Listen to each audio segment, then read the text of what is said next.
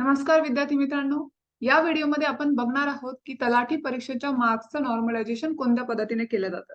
तुम्हाला माहिती आहे की तलाठीचा जो काही पेपर आहे तो ऑनलाईन पद्धतीने होणार आहे आणि जे काही तलाठीचे फॉर्म्स आहेत ते लाखोने विद्यार्थी भरणार आहेत. सो एकाच वेळेस एवढ्या सगळ्या विद्यार्थ्यांची परीक्षा घेणं हे पॉसिबल नाहीये, कारण एकाच वेळेस एवढे कॉम्प्युटर्स अवेलेबल नसतात. त्यामुळे जी काही परीक्षा आहे ती शिफ्ट्समध्ये होत असते. फॉर एक्झाम्पल एका दिवसाला 3 शिफ्ट असतील. फर्स्ट सकाळची एक शिफ्ट असेल, दुपारची दुसरी आणि संध्याकाळची तिसरी असंही होऊ शकतं किंवा मग आज एक शिफ्ट असेल, उद्या एक शिफ्ट असेल, परवा एक शिफ्ट असेल. ते डिपेंड असेल की किती विद्यार्थी परीक्षेचा अर्ज भरतात. ठीक आहे. सो आता आपण जेव्हा तुम्ही परीक्षेचा अर्ज भरतात, परीक्षा देतात त्यानंतर तुम्हाला तुम्ही जी काही क्वेश्चन पेपर आहे ती एनालिसिस करतात, राइट? आणि तुम्हाला सपोज 200 पैकीचा तुमचा पेपर होत असतो. 200 पैकीचा पेपर असेल आणि तुम्ही तुमचे मार्क्स काउंट केले, तर सपोज तुम्हाला भरताय 180 मार्क्स भरताय. पण जेव्हा काही रिझल्ट लागतो कधी-कधी हे जे काही 180 मार्क्स आहेत ते कमी होऊन येतात किंवा ते वाढताय. सो ते हे कशावर डिपेंड असतं? तर ऑब्व्हियसली जर तुमचे फॉर एक्झाम्पल तुमचे सपोज 3 शिफ्ट आहेत. ठीक आहे. सो फर्स्ट शिफ्ट असेल, सेकंड शिफ्ट असेल, थर्ड शिफ्ट असेल. तर ऑब्व्हियसली या तिन्ही शिफ्टसाठी तुमच्याकडे काय असणार आहे? वेगवेगळे क्वेश्चन पेपर्स असणार आहे.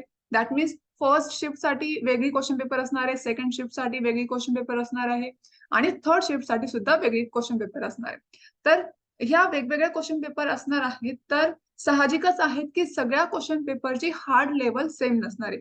कधी-कधी एखादी क्वेश्चन पेपर सोपी निघते, कधी-कधी एखादी क्वेश्चन पेपर हार्ड निघते किंवा एखादी मीडियम लेव्हलची असते. तर मग जो काही रिझल्ट लावत असतो, तो कोणत्या पद्धतीने लावत असतो? तर ऑब्व्हियसली जी काही क्वेश्चन पेपर ईझी असेल. फॉर एक्झाम्पल शिफ्ट आपण एक एक्झाम्पल घेऊयात. शिफ्ट फर्स्ट आहे, त्याची क्वेश्चन पेपर कशी आहे? ईझी आहे. ठीक आहे. आणि शिफ्ट सेकंड आहे, त्याची थोडी मीडियम लेव्हलची क्वेश्चन पेपर आहे. आणि जी थर्ड शिफ्ट आहे, त्याची हार्ड लेव्हलची क्वेश्चन पेपर आहे. तर जी क्वेश्चन पेपर ईझी निघाली आहे, तो फर्स्ट शिफ्टचे जेवढे पण स्टुडंट्स असतील, त्यांना ऑब्व्हियसली जास्त मार्क्स मिळणार आहेत. त्याच्यापेक्षा कमी मार्क्स या सेकंड शिफ्टवाल्या विद्यार्थ्यांना मिळणार आहेत आणि त्याच्यापेक्षा अजून कमी मार्क्स ज्या मुलांची क्वेश्चन पेपर हार्ड आहे, म्हणजेच काय थर्ड शिफ्टच्या मुलांची क्वेश्चन पेपर जर हार्ड असेल, तर त्यांना ऑब्व्हियसली या दोन्ही विद्यार्थ्यांपेक्षा कमी मार्क्स मिळणार आहेत. तर रिझल्ट लावताना या तिघा शिफ्टच्या विद्यार्थ्यांचे मार्क्स एका एव्हरेज लेव्हलला आणून म्हणजे सेम लेव्हलला आणून रिझल्ट लावला जातो. तर तो रिझल्ट कोणत्या बेसवर लावला जातो? त्यासाठी तुमच्याकडे मेथड आहे स्टँडर्ड डिव्हिएशन मेथड. म्हणजे त्याला नॉर्मलायझेशन मेथड म्हणतात. तर नॉर्मलायझेशन मेथडचा जो काही फॉर्म्युला आहे तो तुमच्या समोर आहे. फॉर्म्युला काय आहे इथे? एम-आय-जे कॅप. कॅप म्हणजेच काय असतो? हा कशाला डिनोट करतो? तर नॉर्मलायझेशनसाठी. नॉर्मलायझेशन हे जे काही मार्क्स आहेत ना, तुमचे नॉर्मलाइज होऊन आलेले मार्क्स असतात. म्हणजे तुमचा रिझल्ट जेव्हा येतो, तेव्हा जो वेबसाईटला तुमचे मार्क्स दाखवले जातात, ते मार्क्स हे असतात एम-आय-जे कॅप. ठीक आहे. तर ते मार्क्स कसे काउंट केले जातात? त्याच्यासाठी फॉर्म्युला आहे M T G minus M Q G upon M T I minus M I Q into M I J minus M I Q plus M Q G M. ठीक आहे. सो या सगळ्यांचा अर्थ काय होतो तो मी खाली लिहिलेला आहे.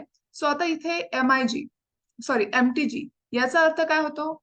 Average of 0.1% topper of all shift. म्हणजेच काय, सपोज तुमच्याकडे 3 शिफ्ट आहेत. ठीक आहे. 3 शिफ्ट पैकी तुमचे जे काही 0.1% स्टुडंट्स असतील ज्यांना हायेस्ट मार्क्स मिळाले. फॉर एक्झाम्पल तुमचा 200 पैकीचा पेपर आहे, राइट? मग 200 पैकी जर सपोज काही विद्यार्थी आहेत त्यांना तुम्हाला सपोज काहींना 180 मिळालेत, काहींना 150 मिळालेत, काहींना 190 मिळाले. ठीक आहे. म्हणजेच काय, जेवढे पण स्टुडंट्स असतील, ठीक आहे. ऑल शिफ्टचं बोलते मी. तुमच्या शिफ्टचं पर्सनली तुमच्या शिफ्टचं बोलत नाहीये. जेवढे सपोज 3 शिफ्ट आहेत, तर 3 शिफ्टमध्ये जेवढे पण स्टुडंट्स आहेत, त्या स्टुडंट्स पैकी 0.1% जेवढे स्टुडंट्स असतील. फॉर एक्झाम्पल सगळ्या शिफ्टमध्ये सपोज तुमच्याकडे 10 लाख विद्यार्थी आहे. ठीक आहे. सो 10 लाख विद्यार्थ्यांपैकी जे 0.1% विद्यार्थी असतील, ज्यांना हायेस्ट मार्क्स मिळाले, म्हणजे सपोज सपोज एकाला मिळाले 180, एकाला 150 मिळाले, एकाला 190 मिळाले. ठीक आहे. आणि सपोज एकाला 185 मिळाले. हे सगळे हायेस्ट मार्क्स आहेत 0.1%. ओके. मग हे जे काही मार्क्स आहे, या सगळ्या मार्क्सचं काय केलं जातं? एव्हरेज काढलं जातं. एव्हरेज कसं काढतात? जेवढे पण मार्क्स असतील, फॉर एक्झाम्पल आता मी इथे 180 प्लस 150 प्लस 190 प्लस 185 या सगळ्यांची ऍडिशन करणार आणि अपॉनला सरासरी, एव्हरेज म्हणजेच काय, सरासरी काढतो आपण. जेवढे पण नंबर्स असतील त्या सगळ्यांची बेरीज करतो आणि अपॉन जेवढे नंबर्स असतील म्हणजेच काय 1 2 3 4. ठीक आहे. 4 ने काय करणार आपण? डिवाइड करणार. हे एक रॅन्डम एक्झाम्पल दिले आम्ही. तर काय आहे, MTG चा अर्थ काय होतो? Average of 0.1% topper of all shift. सगळ्या शिफ्टचे जे काही टॉपर स्टुडंट्स आहेत आणि ते किती स्टुडंट्स असणार आहेत? 0.1% स्टुडंट्स. त्यांचं सगळ्यांचं ऍव्हरेज काढलं जातं. Minus average marks of all students of all shift. म्हणजे जेवढे पण शिफ्ट्स आहेत त्या सगळ्या शिफ्टच्या मुलांचे ऍव्हरेज मार्क्स काढले जातात. ठीक आहे, म्हणजे जेवढे पण स्टुडंट्स आहेत तेवढ्या सगळ्यांच्या मार्क्सची ऍडिशन होणार आणि अपॉन नंबर ऑफ स्टुडंट्स. ठीक आहे, अपॉन हे अपॉनला काय होणार अजून खाली? ऍव्हरेज. MTI चा अर्थ काय होत असतो? Average of 0.1% topper of your shift. बघा या दोघांमध्ये फरक आहे. फर्स्ट काय आहे तुमचं?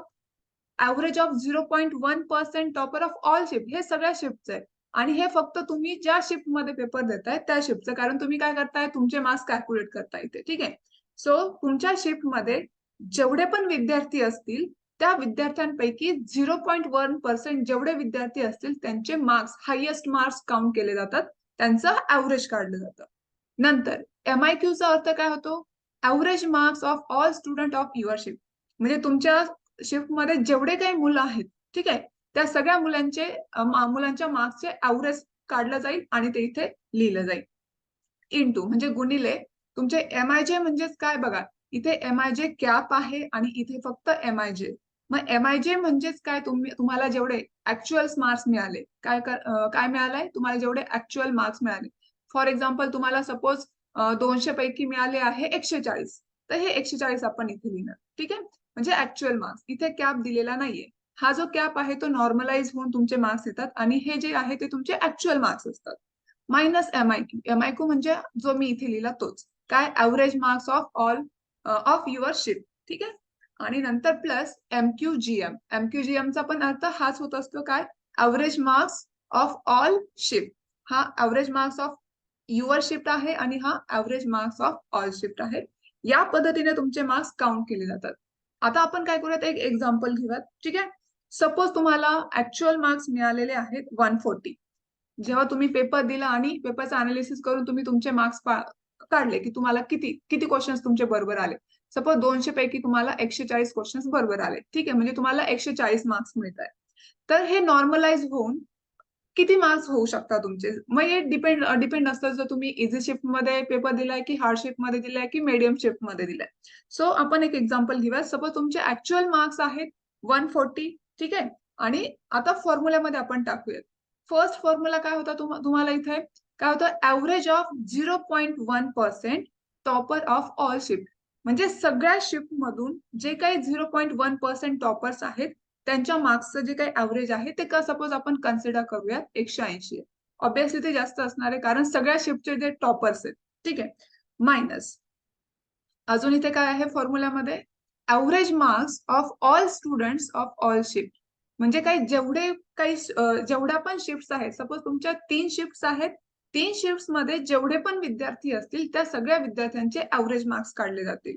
राईट, मग ते ऍव्हरेज मार्क्स कसे काढले जाणार आहे? इथे सपोज आपण ते कन्सिडर करूयात की ते 130 आहे. ठीक आहे, ऑब्विसली ते याच्यापेक्षा कमी असणार आहे कारण हे टॉपर्सचे ऍव्हरेज आहेत आणि हे सगळ्या विद्यार्थ्यांचे ऍव्हरेज आहे. सो ऑब्विसली टॉपरचे ऍव्हरेज मॅक्सिमम असणार आहे सगळ्या विद्यार्थ्यांच्या ऍव्हरेज पेक्षा. राईट, सो खाली काय आहे तुम्हाला डिनोमिनेटरला? इथे MTI. MTI चा अर्थ काय आहे? Average of 0.1% topper of your shift. म्हणजेच काय? तुमच्या शिफ्टमध्ये किती जे काही टॉपर्स आहेत त्याच्यापैकी 0.1% जे काही टॉपर्स आहेत त्यांचे जे काही मार्क्स आहेत त्यांचं ऍव्हरेज. सपोज ते कन्सिडर करूयात आपण इथे 150. ठीक आहे, तर ऑब्विसली 180 पेक्षा कमी असणार आहे कारण हे फक्त तुमच्या शिफ्टचे आहेत. सगळ्या शिफ्टचे काय असणार? जे काही टॉपर्स आहेत त्यांचं ऍव्हरेज जास्त असणार आहे आणि जे काही तुमची जी काही शिफ्ट आहे त्याच्यामध्ये जे काही 0.1% टॉपर्स आहेत त्यांचं ऍव्हरेज कमी असणार आहे जे काही सगळ्या शिफ्ट पेक्षा. ठीक आहे, मायनस. आणि मायनस काय आहे इथे अजून? Average marks of all students of your shift. ठीक आहे, म्हणजे तुमच्या शिफ्ट मध्ये जेवढे पण विद्यार्थी आहेत तेवढ्या सगळ्या विद्यार्थ्यांचे ऍव्हरेज मार्क्स म्हणजे सरासरी मार्क्स काढले जातील. सपोज ते आपण कन्सिडर करूयात 20 आहे.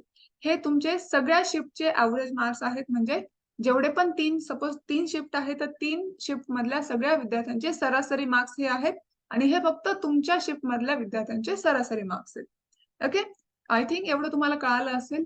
नेक्स्ट काय आहे तुम्हाला इथे आपण ब्रॅकेट टाकूयात, कारण कॅल्क्युलेशन म्हटलं की ब्रॅकेट सगळ्यात महत्वाचं असतं. ठीक आहे, आता पुढे काय दिलंय तुम्हाला, MIJ.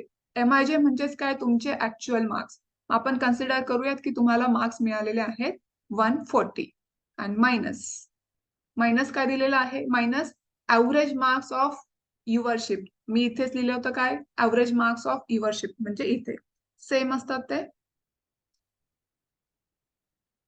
-120, कारण ते आपण इथे लिहिले. प्लस इथे काय येणार आहे 130. 130 म्हणजेच काय, आपण इथे लिहिलेलं होतं ऍव्हरेज मार्क्स ऑफ काय, average marks of all shift. आणि average marks of all shift आपण काय कन्सिडर केलेलं आहे, 130 कन्सिडर केलंय. मग हे जे काही कॅल्क्युलेशन आहे ते कॅल्क्युलेशन करून तुम्हाला काय मिळतंय, काय आन्सर मिळतंय. आता 180 मायनस 130 काय असणार, म्हणजे 180 वजा 130 काय असणार आहे, 50. राईट. आणि 150 मायनस या 150 मायनस 120 काय असणार आहे, 30 इंटू इन ब्रॅकेट 140 मायनस 120 काय असणार आहे, 20 अँड प्लस 130. तुम्हाला बोडोमास रूल माहिती आहे, ठीक आहे. हा रूल एक्झाम साठी पण महत्वाचा आहे, कारण तुम्हाला येतं कॅल्क्युलेशन करायला. एक्झाम मध्ये क्वेश्चन विचारला जातो ना, अधिक वजा भागिले गुणिले याच्यावरती तुम्हाला काय करायला लागतं, कॅल्क्युलेशन करायला लागतं, एक्झाम्पल सॉल्व्ह करायला येतं. सेम इथे तुम्हाला तेच करायचंय. काय आन्सर येते तुमचं, इथे ब्रॅकेट टाकायचं काय, 50/30, 50/30 गुणिले 20 आणि अधिक 130. इथे तुमचे जे काही मार्क्स आहेत ते, एक मिनिट, 50/30 इंटू 20 प्लस 130, 163.33, म्हणजेच काय, 163. बघा, तुम्ही जे ऍक्च्युअल मार्क्स किती होते, म्हणजे तुम्ही जे काही मार्क्स काउंट केले होते ते किती होते, 140 होते. पण नॉर्मलाइज केल्यानंतर ते काय झालेत, वाढले. म्हणजेच किती झाले, 163, 163. म्हणजे तुम्हाला किती होणार आहे, 200 पैकी किती मार्क्स मिळत आहेत, 163. या पद्धतीने जी काही तलाठीची एक्झाम होणार आहे ती आणि एक्झाम झाल्यानंतर जो काही तुमचा रिझल्ट लागणार आहे तो या पद्धतीने नॉर्मलाइज होऊन रिझल्ट येणार आहे.